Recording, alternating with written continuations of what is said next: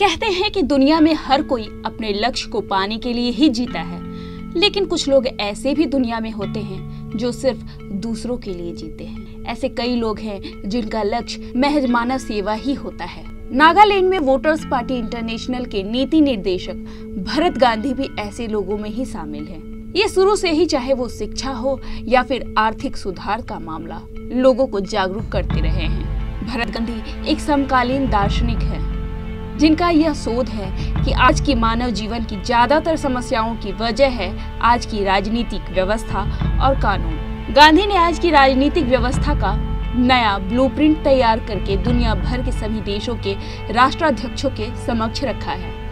उनके प्रस्ताव को भारत के 137 सांसदों ने भारतीय संसद में विचार करने के लिए सन 2005 में रखा था। संसद की विशेषज्ञ समिति ने सन 2011 में इस प्रस्ताव को स्वीकार कर लिया था, लेकिन पार्टियों के अध्यक्षों ने संयुक्त साजिश करके इसे अब तक रोक रखा है। उन्होंने दर्जनों पुस्तकें लिखी हैं। पुस्तकों के माध्यम से उन्होंने लोकतंत्र का नया ढांचा तैयार किया है, जिनमें गरीबी, गुलामी, भ्रष्टाचार, असुरक्षा, हिंसा, सांस्कृतिक पतन जैसी तमाम राजनीतिक समस्याओं का स्थायी रूप से समाधान है।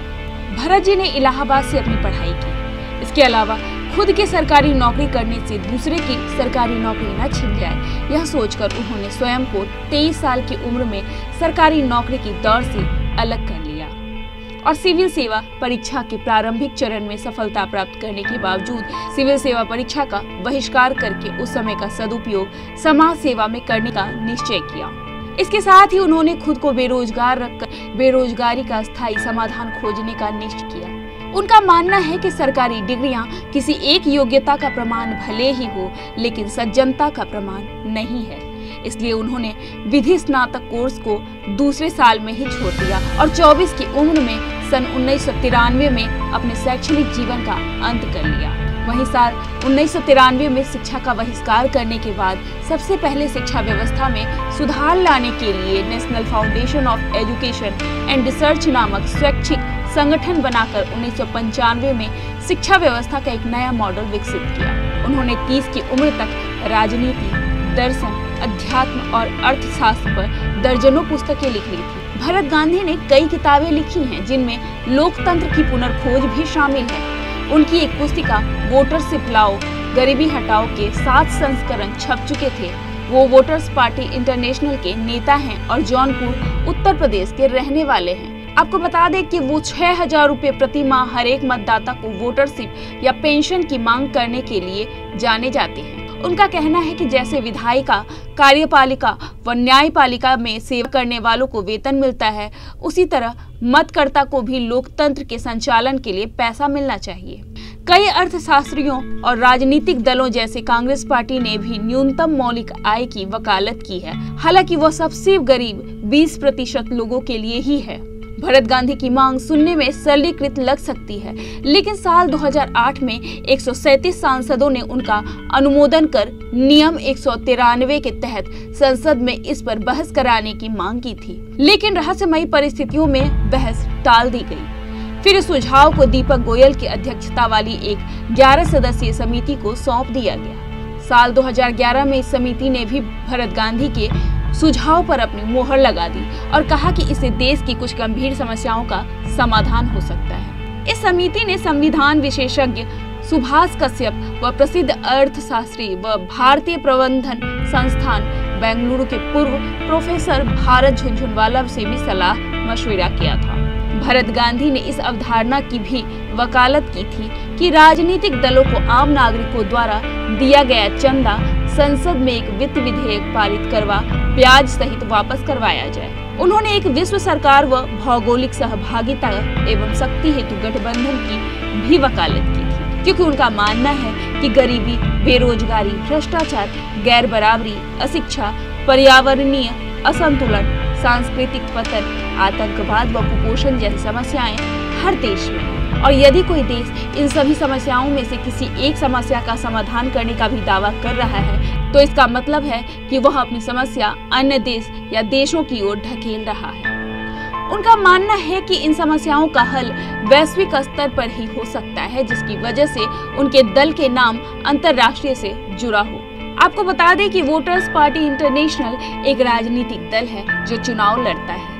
विभिन्न राज्यों के पिछले विधानसभा चुनाव में उनके दल को असम के 7 विधानसभा क्षेत्रों में 50,355, बिहार के 7 विधानसभा क्षेत्रों के 44,245, उत्तर प्रदेश के 5 विधानसभा क्षेत्रों में 7,285, झारखंड के एक विधानसभा क्षेत्र में 5,099 व दिल्ली के एक विधानसभा क्षेत्र में 314 मत मिले थे। पिछले 1 वर्ष से पार्टी का काम नागालैंड में भी शुरू हुआ है। भरत गांधी को 13 मार्च साल 2020 को पार्टी के कार्यकर्ताओं की दीमापुर में एक बैठक से पार्टी की नागालैंड प्रभारी चुकी हरालू, पार्टी में सुरक्षा के लिए जिम्मेदार प्रजीत बसुमतारी व 3 अन्य सुरक्षा की जिम्मेदारी के लिए कार्यकर्ताओं को गिरफ्तार कर लिया गया। उनके ऊपर आरोप यह लगाया गया कि वे 300 रुपए का चंदा एकत्र कर रहे थे व लोगों को झूठा आश्वासन दे रहे थे कि उन्हें 6,000 रुपए प्रति माह मिलेंगे। सुरक्षा के लिए जिम्मेदार कार्यकर्ताओं की टोपी पर भारत सरकार का प्रतीक चिन्ह लगा था। उनके चंदे की रसीद जो देखने में मुद्रा की शक्ल में था, वो नमूना चुनाव आयोग व भारतीय रिजर्व बैंक को भेजा जा चुका है। बाकी बचे लोगों को कुछ पूछताछ के बाद एक दस्तावेज पर हस्ताक्षर कराकर छोड़ दिया गया, लेकिन भरत गांधी को 10 दिनों तक अवैध तरीके से पुलिस हिरासत में रखने के बाद भारतीय दंड संहिता की धाराओं 419, 420, 468, 471 और न्यायिक हिरासत में दीमापुर जेल भेज दिया गया। 11 मई साल 2020 को उच्च न्यायालय की कोहिमा खंडपीठ ने उन्हें जमानत दे दी, क्योंकि पुलिस उनके खिलाफ कोई चार्जशीट ही दाखिल नहीं कर पाई थी, जिससे साबित होता है कि भरत गांधी या वोटर्स पार्टी इंटरनेशनल ने किसी के साथ कोई धोखाधड़ी नहीं की है। उन्हें जेल में रखकर नागालैंड सरकार ने उनके संवैधानिक व लोकतांत्रिक अधिकारों का भी हनन किया था।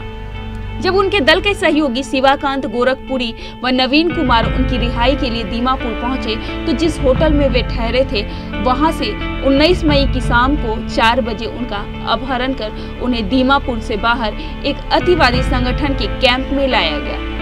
उनसे 1 करोड़ रुपए की मांग की गई। जब उन्होंने यह रकम देने में असमर्थता व्यक्त की, तब तो 27 मई को यह कहकर उन्हें छोड़ दिया गया कि 1 हफ्ते में 32.5 लाख रुपया हमें दे दो।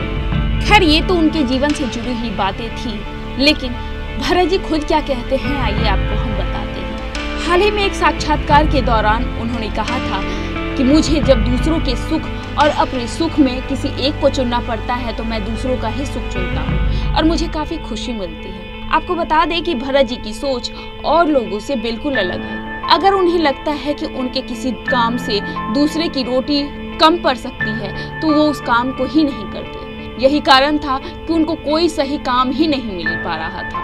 हालांकि उनकी रुझान समाज सेवा की ओर अधिक थी।